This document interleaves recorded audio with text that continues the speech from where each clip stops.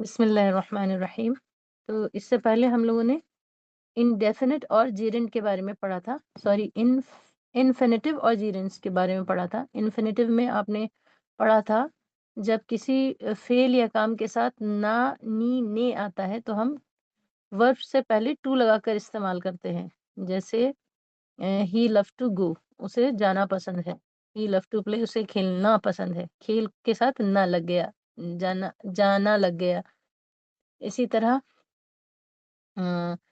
जीरेंड के साथ भी हम लोग आईएनजी फॉर्म यूज करके भी इन्फिनेटिव या सेंटेंस में ना, नी का के तर्जमे के साथ बनाते हैं।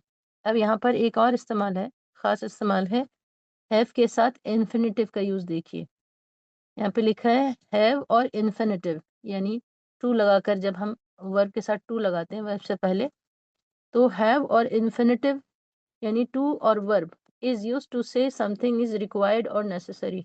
ऐसा कब करते हैं? जब कोई चीज जरूरी होती है और तब हम हैव के साथ टू का यूज करते हैं, जब हमें उसका करना या होना जरूरी महसूस होता है। Have is use at the main verb of indefinite tenses. और जितने भी इनडेफिनिट टेंसेस हैं हमारे, उसमें हैव को हम मेन वर्ब की तरह इस्तेमाल करते हैं। अब ये मेन वर्ब क्या है ये आप जानती हैं। एक हेल्पिंग वर्ब होता है जुमले में और एक मेन वर्ब होता है। तो जो हेल्पिंग वर्ब है जुमले के अभी तक जो हमने टेंसेस में पढ़े हैं, वो प्रेजेंट इंडेफिनिट में डू या डस पढ़ा, और पास्ट इंडेफिनिट में डिड पढ़ा, और फ्यूचर में हमने विल पढ़ा। उसके अलावा जो हेल्पिंग वर्ब के अलावा जो नेक्स्ट पार्ट होता है सेंटेंस का, वो मेन वर्ब होता है। तो यहाँ पर भी हम हैव को मेन वर्ब की जगह इस्तेमाल करते हैं। जैसे यहाँ पे कहना है मुझे जाना है। अब इसको देखिए, मुझे जाना है। एक बात तो ये कि यहाँ पर फेल को ना के साथ इस्तेमाल किया गया है, जाना। ना, ने, नी आए फेल के साथ या वर्ब के साथ, तो फिर हम वहाँ पर इन्फिनेटिव यूज करते हैं, यानी वर्ब से पहले टू लगाते हैं। जैसे जाने के लिए गो है, लेकिन इससे पहले टू गो आ गया, तो इसकी इंग्लिश जाना हो गई, उर्दू जाना हो गई और इंग्लिश टू गो हो गया। दूसरी बात यह है, इसी जुमले को आप इस तरह भी कह सकते हैं, मुझे जाना पड़ा या पड़ता है। जाना पड़ता है, मुझे जाना पड़ता है। अब इन दोनों जुमलों से ये पता चल रहा है कि एक ज़रूरी काम है जो मुझे करना होता है। नेसेसरी काम करने के लिए हम हैव के साथ इन्फिनेटिव का यूज़ करते हैं। हैव के साथ टू लगा के कोई भी वर्ब यूज़ करते हैं। उसे जाना है, ही हैज़ टू गो, या उसे जाना पड़ता है, ही हैज़ टू गो। मुझे जाना था। अच्छा, ये प्रेजेंट और पास्ट टेंस और फ्यूचर टेंस को तीनों तरह से कैसे बनाते हैं ये समझाया गया है। अब यहाँ पर ये आई हैड टू गो, मुझे जाना था। एक ज़रूरी चीज़ समझ में आती है कि जाना ज़रूरी था या जाना पड़ा। मुझे जाना था या मुझे जाना पड़ा की इंग्लिश होगी आई हैड टू गो, यानी हैज़, हैड और हैव के साथ में इन्फिनिटिव यानी वर्ब के साथ टू लगाकर, वर्ब से पहले टू लगाकर इस्तेमाल करते हैं। इसी तरह फ्यूचर में अगर कहना होगा मुझे जाना होगा या मुझे जाना पड़ेगा, मुझे जाना होगा और मुझे जाना पड़ेगा, ये दो तरीके हैं बोलने के, लेकिन दोनों का एक ही मतलब है। एक बात को हम दो तरह से कह सकते हैं, मुझे जाना होगा या मुझे जाना पड़ेगा। तो I will have to go, I will have to go. इस तरह हमने ये सीखा आज कि हैव के साथ इन्फिनेटिव यूज करते हैं तो वहां पर कुछ नेसेसरी, कुछ जरूरी चीज होती है जो हमें करनी होती है, और इसको हम तीनों टेंसेस में इस तरह बनाते हैं कि हैव, हैज, हैड और विल हैव के साथ फिर इन्फिनेटिव लगाते हैं, टू गो या जो भी आपका रन है, जो भी आपका वर्ब है। जैसे मिसाल के तौर पर मुझे भागना पड़ता है तो आई हैव टू रन, मुझे भागना पड़ा आई हैड टू रन, और मुझे भागना पड़ेगा I will have to run. इसी तरह अगर कहना हो कि मुझे पकाना पड़ा, आई हैड टू कुक, पड़ा। जहां पर लफ्ज पड़ा आएगा तो समझ में आएगा, ए ई या था, थी, थे आता है तो वो पास्ट टेंस होते हैं। आई हैड टू कुक, मुझे पकाना पड़ा। और अगर कहना हो कि मुझे पकाना पड़ेगा तो I will have to cook. अब आप में से कोई बनाइए, अगर ये कहना हो कि मुझे धोना पड़ेगा। कैसे बनाएँगे? I will have wash. I will have to wash. No, I have के have. साथ टू ज़रूर लगाइए। I will have to I wash. I will have to wash, मुझे धोना पड़ेगा। और ये कहना है कि मुझे धोना पड़ा, पास्ट में अगर कहना है, I had to wash.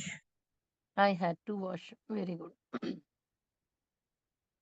अब इसके बहुत सारे जुमले आप लोग भी बनाइए, ज़हन से इस तरह के पैटर्न पर उर्दू बना लीजिए, फिर उसकी इंग्लिश ट्रांसलेट कीजिए। क्योंकि ऑलमोस्ट हम लोग जितने भी हमारे इर्रेगुलर वर्ब्स हैं वो हम सब कवर कर चुके हैं। बस एक पार्ट, लास्ट पार्ट रह गया, वो इंशाल्लाह सर किसी वक्त आपको अवेलेबल होंगे तो वो भी आपको पढ़ा देंगे। फिर एक और है बी अबाउट प्लस इन्फिनेटिव, इसका कैसे इस्तेमाल होता है, तो ये भी हम देख लें कि टेंसेज में हम इसको कैसे इस्तेमाल करते हैं। तो सबसे पहले आप यहाँ ये समझिए, इज अबाउट टू या आर अबाउट टू या am about to, was about to, were about to, ये हेल्पिंग वर्ब के साथ अकॉर्डिंगली यूज होते हैं। अबाउट टू के साथ हम इज, आर, एम, वॉज, वर जैसा भी जुमले की रिक्वायरमेंट होती है यूज किया जाता है। और इसका मतलब होता है वाला है। अबाउट टू का मतलब है अबाउट, वाला है। मैं जाने वाला हूँ, I am about to go. About to means वाला है। आई एम, आई माने मैं, एम माने हूँ, अबाउट टू वाला और गो माने जाने। I am about to go. तो ये भी जो है अबाउट, अबाउट जो है वो टू के साथ इस्तेमाल हो रहा है। जो इसको आप कह सकते हैं अबाउट और इन्फिनेटिव, क्योंकि टू, हम वर्ब से पहले टू लगा रहे हैं। I am about to go. इसी तरह तुम्हारी टीम हारने वाली है, your team is about to lose. तुम्हारी टीम हारने वाली है, लूज मीन्स हारना। वो सब जल्द आने वाले हैं, वो सब जल्द आने वाले हैं, क्योंकि एक से ज्यादा के बारे में बात हो रही है तो सब्जेक्ट के बाद हेल्पिंग वर्ब हम आर लगा रहे हैं। They are about to come soon. Soon की इंग्लिश है जल्दी, उर्दू होती, जल्दी की इंग्लिश होती है soon. They are about to come soon, they are about to come soon. फिर नेक्स्ट है सूरज गुरूब होने वाला था, सूरज गुरूब होने वाला था। द सन वॉज, था आ रहा है क्योंकि, इसलिए सेकंड नंबर पर हम हेल्पिंग वर्ब लगाते हैं। The sun was about to set, set क्योंकि सेकंड फॉर्म है इसलिए सेट, सेट, सेट। मैं ये खरीदने वाला नहीं हूँ, मैं ये खरीदने वाला नहीं हूँ। I am not, I am not. Not के बारे में हम बता चुके हैं, तीसरे नंबर पर लगता है। किसी भी जुमले को अगर आपको नेगेटिव बनाना हो तो तीसरे नंबर पर नॉट लगा दीजिए। I am not about to buy this, I am not about to buy this, मैं नहीं खरीदने वाला हूँ इसे, या मैं ये खरीदने वाला नहीं हूँ। एक ही बात है, मैं ये खरीदने वाला नहीं हूँ। अगर आप परेशान हो रहे हो ये किस तरह के जुमले हैं, कैसे बनाया जा रहा है, तो आप उस तरीके को वो भी याद कर सकते हैं जिसमें हमने शुरू में बताया था कि उर्दू या हिंदी का जो पहला लफ्ज होता है वो इंग्लिश में पहले ट्रांसलेट होता है। उर्दू में मैं है तो यहाँ पर हमने आई बनाया, और दूसरे नंबर में हम शुरू से बताते आ रहे हैं कि हेल्पिंग हेल्पिंग वर्ब लगाते हैं। हेल्पिंग वर्ब हमने क्लास का जो पहला हिस्सा था उसमें हमने इज, आर, एम, वॉज, वर पढ़ाए थे, वो आपको बहुत अच्छे से याद होंगे। फिर हमने टेंसेज में आपको हेल्पिंग वर्ब पढ़ाए, डू, डज, डिड और विल। यहाँ पर हम शुरू वाले हिस्से में एम हम पढ़ चुके थे, ये एक हेल्पिंग वर्ब है तो इसलिए आई के साथ एम ही यूज होता है और कोई हेल्पिंग वर्ब यूज नहीं होता। आई एम, और फिर ये भी आप बखूबी जानती हैं, निगेटिव बनाने के लिए नॉट को थर्ड प्लेस पे लगाते हैं ज्यादातर। रेयरली आप इसको फोर्थ प्लेस पर देखेंगी, लेकिन ज्यादातर नॉट प्लेस पर देखेंगी। I am not about to buy, और बाय की इंग्लिश आप पढ़ चुकी हैं। इन्फिनेटिव बना रही हैं इसलिए टू के साथ यूज करेंगी। इन्फिनेटिव क्या है, फिर से समझ लीजिए। इन्फिनेटिव वो है जिसमें काम के साथ में ना, ने, नी की आवाज आए।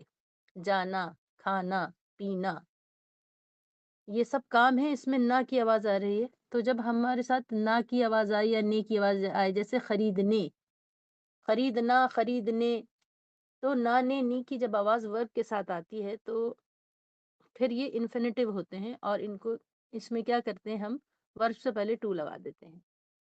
अबाउट के साथ टू लगाया हमने, और ये अबाउट प्लस इन्फिनेटिव बन गया। मैं खरीदने वाला नहीं हूँ, I am not about to buy this. मैं जाने वाला नहीं हूँ कोई बनाइए English. I am not about to go. I am not about to go. मैं जाने वाली नहीं हूँ। अच्छा, ये पकने वाला नहीं है। Uh, This this may this not about to not this is this no this is not is about to cook. This is to not about to cook. about to cook. तुम खेलने वाले नहीं हो। You are you not about to you are play not about to about play. to play very good, you are not about to play. to तुम play. खेलने वाले नहीं हो। ये अच्छी बात है कि आप लोगों ने दिस के साथ इज लगाया, यू के साथ आर लगाया, तो ये तो आपको पता चल गया कि हेल्पिंग वर्ब कौन सा किसके साथ इस्तेमाल होगा। अब है क्या तुम सोने वाले थे, क्या तुम सोने वाले थे, ये इंट्रोगेटिव सेंटेंस है, इसको भी देख लेते हैं। अब आप लोग जल्दी से बताइए, देखते हैं किसका जवाब आता है। क्या तुम सोने वाले थे, ये इंट्रोगेटिव कौन सा टाइप क्वेश्चन है। फर्स्ट मैम टाइप फर्स्ट ये first type first first time type first type first type first type. मरियम की आवाज हमें सुनाई पहले थी, फर्स्ट टाइप। कैसे पहचाना फर्स्ट टाइप है। क्या मैम शुरू में इसमें क्या शुरू है? में क्या है? शुरू में क्या आया है? वेरी गुड, तो ये तो बहुत क्लियर हो गया है। जब शुरू में क्या आ जाए तो उसकी कोई इंग्लिश नहीं होती। जो उसका हेल्पिंग वर्ब होता है वही उसकी इंग्लिश होती है। हेल्पिंग वर्ब कहाँ ढूंढेंगे आप, आखिर में। थे की इंग्लिश था की इंग्लिश बस वॉज, और थे की वर इंग्लिश वर। वर वर तो यही इसका हेल्पिंग वर्ब होता है और यही इसका क्वेश्चन वर्ड होता है, जो फर्स्ट टाइप इंट्रोगेटिव होते हैं। Were you about to sleep. बाकी आपको सारी की इंग्लिश आती है, यू तुम की भी इंग्लिश आती है। अबाउट टू वाला है, अभी हमने ऊपर बताया कि वाले है की इंग्लिश होती है अबाउट। और सोने वाले to sleep, you were about to sleep. Were you about to sleep, सवालिया जुमला है ना। तुम सोने वाले हो, तो इसका होगा were you about to, you were about to sleep, अगर ये पॉजिटिव हुआ। और अगर ये नेगेटिव हुआ, you were not about to sleep. और अगर इंट्रोगेटिव है तो were you about to sleep. अगर ये ऐसे हो, तुम कब सोने वाले हो, तो बताइए कैसे होगा। यू वर नहीं, यू मैम वर तुम कब अबाउट टू सोने स्लीप वाले हो? when you when you, when When you you आ रहा है, when you when you when you about to sleep. When you about when to you sleep. Were about to sleep. अब ये syllabus, the end of syllabus of the second month, ये जो आपका second part था वो पूरा हो गया टेंसेस का यहाँ पर। और इस सेकेंड पार्ट में हमने 3 टेंसेस पढ़े हैं, जो 2 काफी मुश्किल थे और एक आसान था, फ्यूचर टेंस वाला। उसी को लेकर आज एक एक्टिविटी है जो हम आप इस क्लास के नेक्स्ट पार्ट में कराएंगे। आप लोग ज्वाइन कर लीजिएगा। अभी हम उसको शेयर करेंगे इंशाल्लाह जल्दी।